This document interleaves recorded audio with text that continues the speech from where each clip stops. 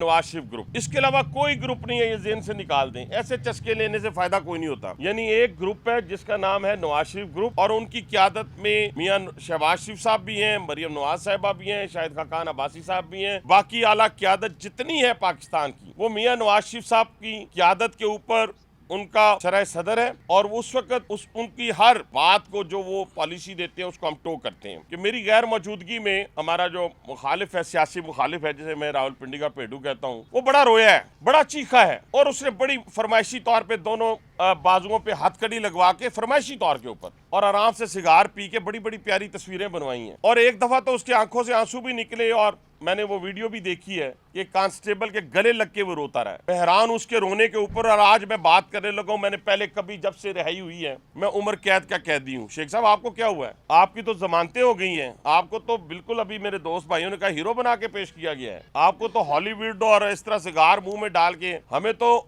6x6 में रखा गया था। रात 12 बजे आपकी फरमाइश पर दो ताकतवर लोगों ने मुझे रात 12 बजे उम्र कैद की सजा हुई जो आज तक स्टैंड करती है। और आपने जाके पांव पकड़ा और पांव पकड़ने के बाद ये कहा, मुझे लोग कहते थे कि आप इलेक्शन नहीं लड़ सकेंगे, आप जो है आपको जेल हो जाएगी। तो मैं हैरान होता था कि 2 अगस्त मेरी डेट है तो मुझे सजा कैसे होगी? 25 जुलाई को तो मेरा इलेक्शन है। देखते देखते एक ऐसा शख्स उठता है जिसका हमारे मुकदमे से कोई ताल्लुक नहीं होता और सुप्रीम कोर्ट तक के जजेस कहते हैं हाँ जी 8 दिन में फैसला करें। इससे बड़ा और क्या है कि एक औलाद को आप माने ही ना और आज आपकी साहबका बीवी जो है उसका इतराफ कर रही है। ये बहुत बड़ा जुर्म है खान साहब, ये बहुत बड़ा जुर्म है। उस प्लास्टर को उतार दे खुदा के लिए। ये तो असल में भी गोलियां लगी हो और फ्रैक्चर भी हुआ हो तो वो भी 6 हफ्तों में ठीक हो जाता है। ये कौन सा फ्रैक्चर है जो आपको 4 महीनों में आपका फ्रैक्चर जो है वो ठीक नहीं हो रहा? तो इसलिए